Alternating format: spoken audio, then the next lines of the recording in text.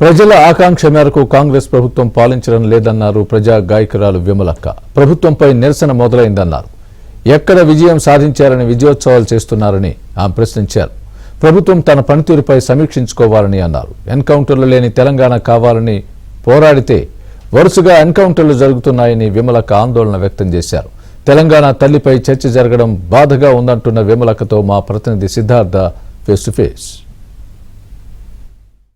రాష్ట్రంలో కాంగ్రెస్ ప్రభుత్వం ఏర్పడి సంవత్సరం దాటింది. దీనిపై మనతో మాట్లాడడానికి ప్రజా గాయని విమలక్క మనతో ఉన్నారు. ఆమెతో మాట్లాడదాం. మేడం, గతంలో కేసీఆర్ ప్రభుత్వం దిగిపోవాలని అనేక పోరాటాలు చేసినాం. కొత్త ప్రభుత్వం వచ్చింది. కొత్త ప్రభుత్వం వచ్చి సంవత్సరం దాటింది. కొత్త ప్రభుత్వం ఎట్లా ఉంది? వాళ్ళ పాలన ఎట్లా ఉంది? అంటే ఏ ప్రభుత్వం వచ్చినా అది ప్రజల కోసం ఆలోచించాలని మనం కోరుకుంటాం. ప్రజలు ఏం కోరుకుంటున్నారు అనేటువంటిది ముఖ్యం. అందుకని ప్రజలకు సంబంధించినటువంటి అంశాలు వాళ్ళకు కావాల్సినటువంటివి ఏంటివి అనేటువంటి విషయంలో ఇప్పటి వరకు చాలా వరకు జరగలేదనేటువంటిది వాస్తవం.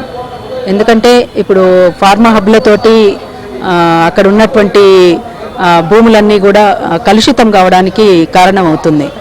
ఇంకొక వైపున దామగుండం దగ్గర రాడార్ స్టేషన్కి సంబంధించినటువంటి అంశం, ఇంకా అంటే ఒక ఇందిరమ్మ భూములు ఇచ్చి గతంలో ఆ భూములనే మళ్ళీ ఇవ్వాలా, అదే గవర్నమెంట్లో మళ్ళీ వాళ్ళకు సంబంధించినటువంటి భూములని ఏదో రూపంలో తీసుకోవడం, మెడికల్ కాలేజ్ అని అదని ఇదని, ఇంకా ఇక్కడ మూసి ప్రక్షాళన అన్ని ఇంకొక వైపున అంటూనే ఇంకొక వైపున కాలుష్యానికి తెరలేపడం, ఇంకొక వైపున రైతు బంధు ఇప్పటివరకు ఇవ్వకపోవడం, ఇంకొకటి మండలానికి ఒక ఇంటర్నేషనల్ స్కూల్ అనేటువంటిది గతం వాళ్ళ హామీలు ఇచ్చినటువంటివి ఇవేవి కూడా నెరవేర్చకుండా ఉండడం వల్ల ఎక్కడికక్కడ నిరసన అనేటువంటిది వస్తున్నటువంటిది వాస్తవం.